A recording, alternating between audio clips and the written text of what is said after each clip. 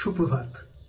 এক নতুন জায়গা ঘুরে দেখার অভিজ্ঞতাকে সাথে নিয়ে ভ্রমণ সারাদিন থেকে আমি সুদীপ আপনাদের সকলকে চ্যানেলে স্বাগত জানাই। এই পর্বে আপনাদের ঘুরিয়ে দেখাবো স্পিতি ভ্যালি। তবে তার আগে হিমাচল প্রদেশের বেশ কিছু বিখ্যাত জায়গাও আমরা ঘুরে দেখব। এবার বলি, আপনি স্পিতি ভ্যালি কখন এবং কিভাবে আসবেন। স্পিতি ভ্যালি আপনি দুভাবে আসতে পারেন। এক, আপনি সিমলা থেকে যাত্রা শুরু করুন, তারপর সারাহান কল্পা ঘুরে নাকো টাবো হয়ে কাজায় আসুন, এরপর আপনি সোজা মানালি চলে যান। আর দ্বিতীয়ত, আপনি সিমলা থেকে কুলু মানালি হয়ে কাজায় চলে আসুন, এরপর টাবো নাকো কল্পা ঘুরে দেখে সিমলায় চলে যান। কল্পার দিক দিয়ে কাজা যাবার রাস্তা মোটামুটি সারা বছরই খোলা থাকে, কিন্তু আপনি যদি মানালির দিক দিয়ে কাজায় আসতে চান সেক্ষেত্রে জুন থেকে সেপ্টেম্বর এই 4 মাস রাস্তা খোলা থাকবে ধরে নিয়েই আপনাকে ট্যুর প্ল্যান করতে হবে। আপনি কল্পা বা মানালি যে দিক দিয়েই স্পিতি আসুন না কেন, এইচপিটিডিসির বাস দুদিক দিয়েই পেয়ে যাবেন। তবে মানালির দিক দিয়ে কাজায় আসার বাস কিন্তু খুবই অনিশ্চিত। সবচেয়ে ভালো হয় যদি একটা গাড়ি রিজার্ভ করে আসতে পারেন। অবশ্যই সেটা খরচ সাপেক্ষ, কিন্তু তাতে ঝামেলাও অনেক কম থাকে। আমি গাড়ি এবং হোটেলের যাবতীয় ফোন নাম্বার ডেসক্রিপশন বক্সে দিয়ে দিলাম, প্রয়োজনে দেখে নিতে পারেন। এই স্পিতি ট্যুরের ভিডিও আমরা দুটো পর্বে ভাগ করে আপনাদের কাছে তুলে ধরলাম। দুটো পর্বই দেখে নেওয়ার অনুরোধ রইল। তাহলে চলুন ঘুরে আসি স্পিতি ভ্যালি। আজ 16ই জুন, ঘড়ির কাঁটায় তখন বিকেল 4টে। জালিয়ানওয়ালাবাগ এক্সপ্রেস ধীরে ধীরে আসানসোল স্টেশন ছেড়ে রওনা হলো। তার সাথে আমাদেরও যাত্রা শুরু হলো স্পিতি ভ্যালির পথে।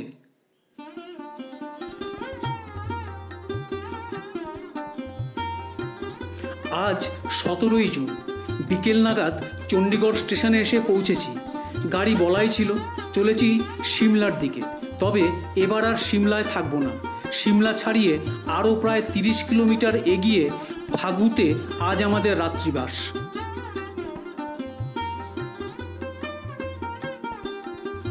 18ই জুনের সকাল।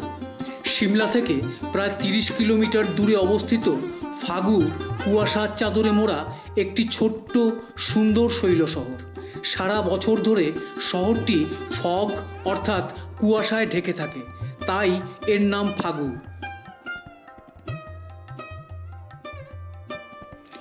সকালের প্রাতরাশ সেরে বেরিয়ে পড়েছি, যাব সারাহান। ফাগু থেকে সারাহান প্রায় 136 কিলোমিটার পথ। সময় লাগতে পারে 4.5 থেকে 5 ঘন্টার মতো। পড়ন্ত বিকেলে যখন সারাহান এসে পৌঁছালাম তখন দেখি আকাশের মুখ ভার। কালো মেঘেরা দল বেঁধে আকাশে ভিড় জমিয়েছে। আবহাওয়া নিয়ে চিন্তাটা রয়েই গেল। 19শে জুন, আমরা এখন আছি সারাহানের বিখ্যাত ভীমাকালী মন্দিরে। কথিত আছে এই মন্দিরটি 51 সতীপীঠের এক সতীপীঠ। প্রায় 800 বছরের পুরানো এই ভীমাকালী মন্দির খুবই জাগ্রত। মন্দিরের গঠনশৈলী এবং তাতে কাঠের কারুকার্য এক কথায় অসাধারণ।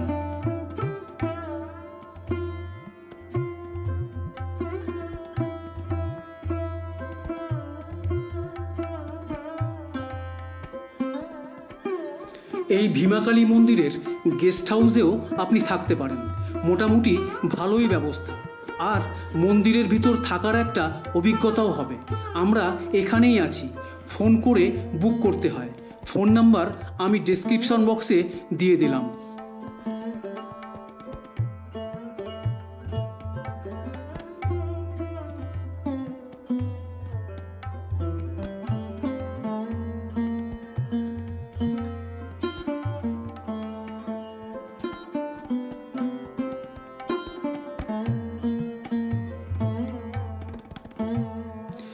প্রায় 800 বছর আগে ভূসাহার রাজাদের সময়কালে ভীমাকালী মন্দির স্থাপিত হয়। তবে সেটি আদি মন্দির। ভূমিকম্পের ফলে মন্দিরটি ক্ষতিগ্রস্ত হওয়ায় দেশ স্বাধীনের বেশ কয়েক বছর আগে এই নতুন মন্দির স্থাপন করা হয়। মন্দিরের গঠনে বৌদ্ধ মনস্ট্রির আদলের ছাপ চোখে পড়ে। দেবী দর্শন করে আমরা এগিয়ে চললাম ছোট্ট পাহাড়ি গ্রাম চিটকুলের দিকে। সারহান থেকে প্রায় 65 কিলোমিটার পথ এগিয়ে এসে কারছাম থেকে ডান দিকের রাস্তা ধরে আরও 40 কিলোমিটার পথ পেরিয়ে পৌঁছে যান চিটকুলে। সময় লাগবে সব মিলিয়ে ঘন্টা চারেক।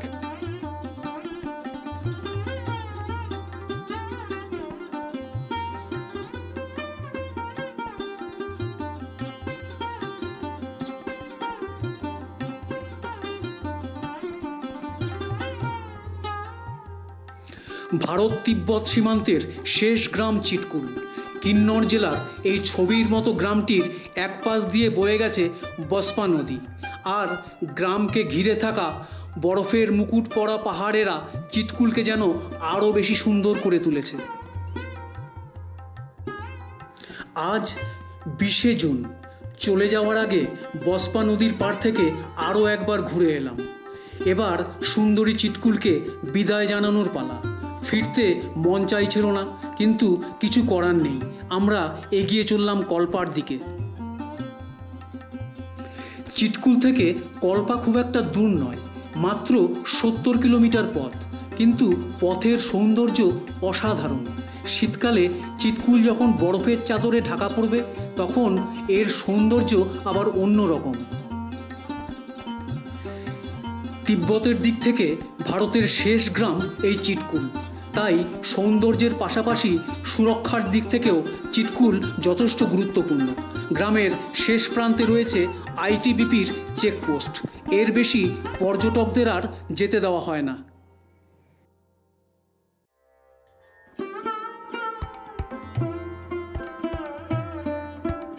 হিমাচল প্রদেশের কিন্নর জেলায় একটি ছোট্ট সুন্দর জনপদ, নাম কল্পা। জেলার সদর শহর রেকংপিও থেকে মাত্র 17 কিলোমিটার উপরে উঠে এলেই কল্পায় পৌঁছানো যায়। প্রধান আকর্ষণ কিন্নর কৈলাস। এর টানেই পর্যটকরা বারবার ছুটে আসেন।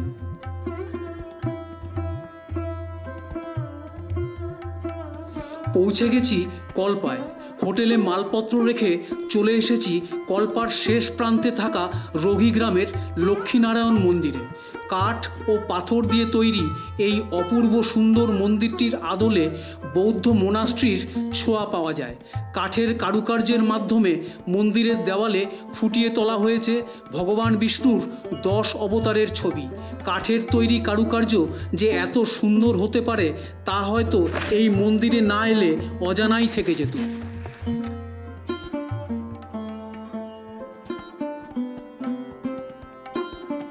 আবহাওয়া পরিষ্কার থাকলে কল্পা থেকে দেখা যায় পুরো কিন্নর কৈলাস রেঞ্জ।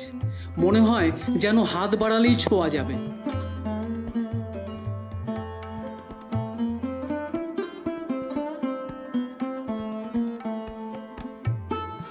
কল্পায় একটি বৌদ্ধ মোনাস্ট্রি রয়েছে, নাম হবুলঙ্কার মোনাস্ট্রি। আর মোনাস্ট্রির পাশেই রয়েছে নারায়ণ নাগিন মন্দির। ঘুরে আসতে পারেন কিছুটা দূরের সুইসাইড পয়েন্ট থেকে। চোখে পড়ল স্থানীয় মানুষদের একটি ধর্মীয় মিছিল। হাত নাড়তে নাড়তে এগিয়ে চলেছে নারায়ণ নাগিন মন্দিরের দিকে।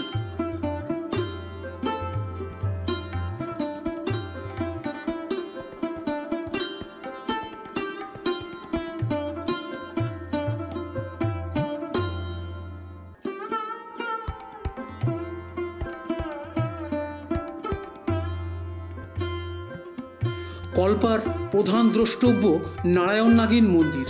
শহরের প্রাণকেন্দ্রেই রয়েছে মন্দিরটি। কিন্নর জেলার অন্যান্য মন্দিরের আদলেই কাঠ এবং পাথর দিয়ে তৈরি।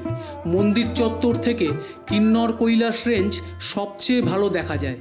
এখান থেকে সূর্যোদয় দেখুন, এক অনন্য অভিজ্ঞতার সাক্ষী হয়ে থাকবেন।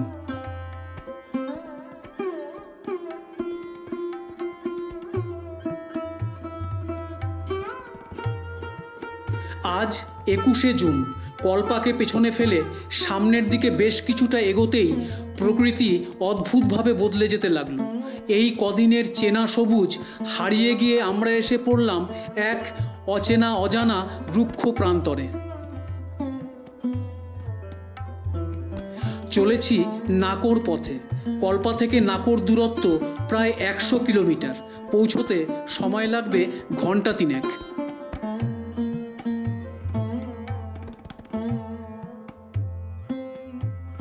রুক্ষ প্রকৃতির মাঝে ছবির মতো সুন্দর একটি গ্রাম নাকো।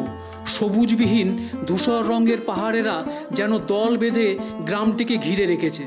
নাকোর প্রাচীন নাম ছিল নেগো, যার অর্থ পুণ্যভূমির প্রবেশদ্বার। সেদিনের সেই নেগো শব্দটি আজ নাকোতে রূপান্তরিত হয়েছে।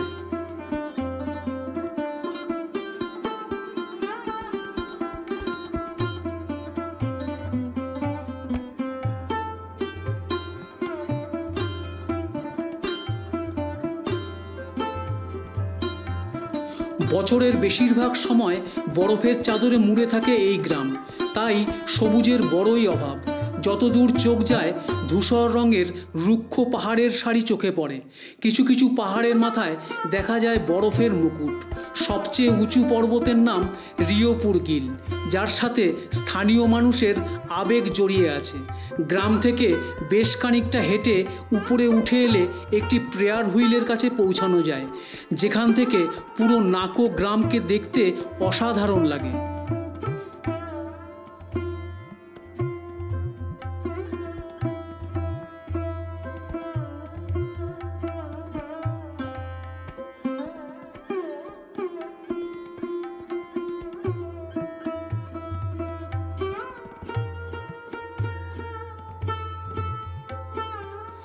গ্রামের মাঝ বরাবর রয়েছে নাকো লেক।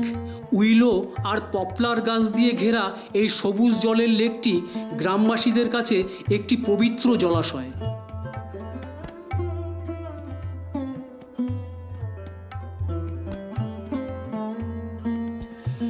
লেককে ঘিরে বাঁধানো রাস্তা রয়েছে। সেই রাস্তা ধরে হেঁটে পুরো লেক একবার ঘুরে আসা যায়।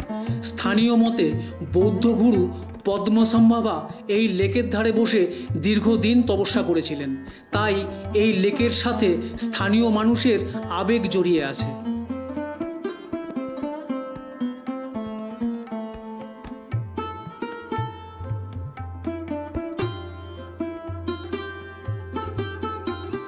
অনেকেই নাকোতে থাকেন না, নাকো ঘুরে টাবোতে গিয়ে থাকেন। তবে আমি বলবো একটা দিন নাকোতে থাকুন এবং পরদিন টাবো ঘুরে চলে যান ধাঙ্কারে। সেই রাতটা ধাঙ্কার গ্রামে কাটিয়ে পরদিন মুদ ভিলেজ দেখে কাজা। এটাই সব দিক দিয়ে সুবিধাজনক।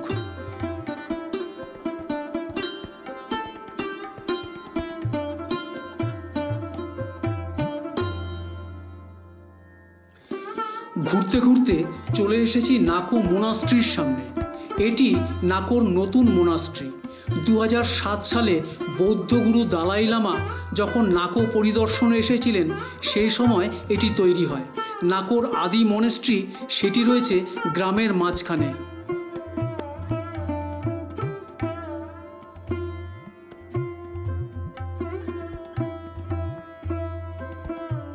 আজ 22শে জুন, আবার শুরু হলো পথ চলা। যাব ধাঙ্কার গ্রামে। পথে পড়বে গিউ এবং টাবো নামের দুটি ছোট্ট পাহাড়ি গ্রাম। আমরা এখন গিউ মোনাস্ট্রিতে। আনুমানিক প্রায় 500 বছর আগে সাংঘা তেনজিং নামে এক বৌদ্ধ সন্ন্যাসী গ্রামের মঙ্গল কামনায় স্বেচ্ছায় মৃত্যুবরণ করেন। বৌদ্ধ সন্ন্যাসীর ধ্যানমগ্ন মমি আজও এখানে সযত্নে রাখা আছে। তিব্বতীয় রাজা গুগির সময়কালে টাবো মোনাস্ট্রি তৈরি করা হয়েছিল। 1000 বছর আগের মাটির তৈরি এই মোনাস্ট্রি রোদ জল মাথায় নিয়ে আজও সমান তালে দাঁড়িয়ে আছে। প্রাচীন এই মোনাস্ট্রিকে হিমালয়ের অজন্তাও বলা হয়।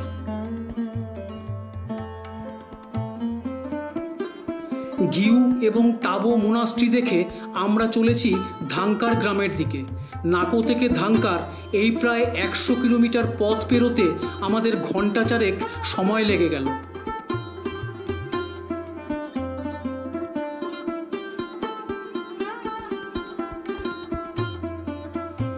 পৃথিবীতে হাতে গোনা যে কয়েকটি মোনাস্ট্রি আজও রয়ে গেছে, ধাঙ্কার মোনাস্ট্রি তাদের মধ্যে অন্যতম। শতাব্দী প্রাচীন এই মোনাস্ট্রি আজও যেভাবে পাহাড়ের গায়ে মাথা তুলে দাঁড়িয়ে আছে, দেখে অবাক হতে হয়।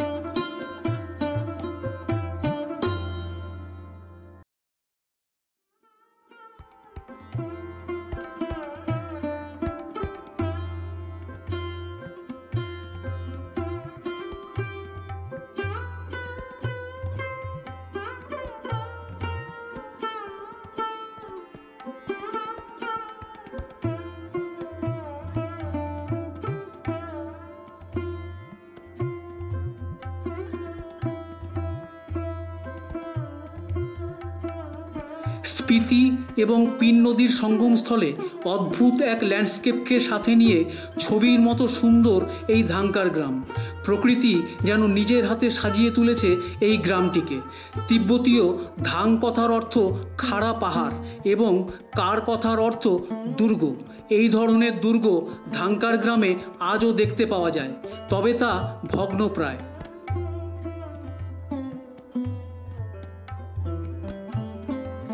ছুচলো মাটির স্তম্ভের মতো দেখতে পাহাড়েরা পাশাপাশি গা ঘেঁষাঘেঁষি করে দাঁড়িয়ে আছে দেখলাম। হয়তো দীর্ঘদিনের ভূমিক্ষয়ের ফলে এদের এরকম অদ্ভুত আকৃতি হয়েছে। এসেছি ধাংকার লেকে। এই লেক দেখতে খানিকটা ট্রেক করে উপরে উঠে আসতে হয়। 23শে জুন, গাড়ি ছুটছে পিন ভ্যালির দিকে।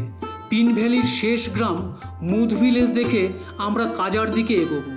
ধাংকার থেকে মুদ ভিলেজ হয়ে কাজায় যেতে আজ প্রায় 90 কিলোমিটার পথ আমাদের পাড়ি দিতে হবে। পৌঁছে গেছি মুদ ভিলেজে। এই রুক্ষ প্রকৃতির মাঝে সবুজের ছোঁয়া লাগা এই গ্রাম চোখ এবং মনে এক প্রশান্তি এনে দেয়। গ্রামের লোকজন প্রায় সবাই এখন চাষের কাজে ব্যস্ত। এই গ্রাম থেকে পিন পার্বতী ভ্যালি ট্রেক করে কুলুতে পৌঁছানো যায়। প্রকৃতিগত দিক থেকে স্পিতি ভ্যালির সাথে লাদাখের অনেক মিল রয়েছে। রেন শ্যাডো বা বৃষ্টির ছায়া অঞ্চল হওয়ায় এই দু জায়গাতেই বৃষ্টিপাত প্রায় হয় না বললেই চলে। তার ওপর বছরের 6 মাসই থাকে বরফে ঢাকা, তাই এদের পরিচয় কোল্ড ডেজার্ট বা শীতল মরুভূমির দেশ। স্পিতি ভ্যালির সদর শহর কাজা, এক কথায় ভ্যালির প্রাণকেন্দ্রও বলা চলে। বাজার, হসপিটাল, ব্যাংক, পেট্রোল পাম্প সহ মোটামুটি সব রকম সুযোগ সুবিধাই এখানে রয়েছে। কাজায় আসতে হলে কল্পা বা মানালি দুদিক দিয়েই আসা যায়, তবে মানালির দিকে রাস্তা কিন্তু বছরে মাত্র 6 মাসই খোলা থাকে। শহরের পাশ দিয়ে বয়ে গেছে স্পিতি নদী, আর সেই নদীর পাশেই ছিল আমাদের হোমস্টে, নাম Sonam homestay. Contact number description বক্সে দিয়ে দিলাম। আজ 24শে জুন। কাজার আশেপাশে বেশ কিছু জায়গা ঘুরে দেখার আশায় সকাল সকাল বেরিয়ে পড়েছি। প্রথমেই যাব কাজা থেকে প্রায় 16 কিলোমিটার দূরের গ্রাম লাংজা।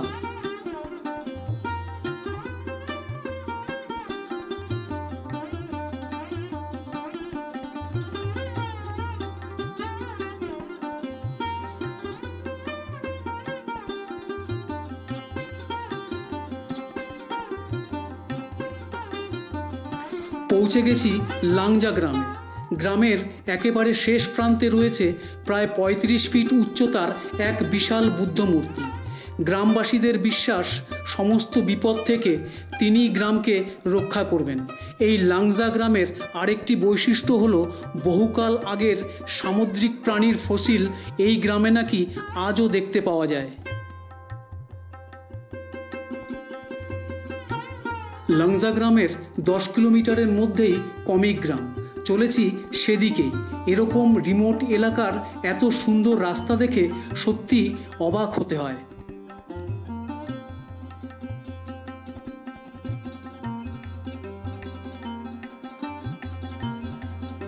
এসে পৌঁছেছি কমিক গ্রামে।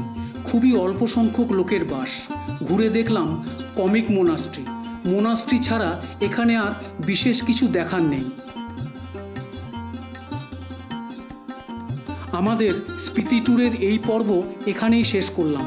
আগামী পর্বে আপনাদের ঘুরিয়ে দেখাবো কাজার আরও কয়েকটি সুন্দর গ্রাম। তারপর চন্দ্রতাল লেক ঘুরে যাব মানালি। সকলে ভালো থাকুন এবং অবশ্যই চ্যানেল সাবস্ক্রাইব করে পাশে থাকুন। ধন্যবাদ।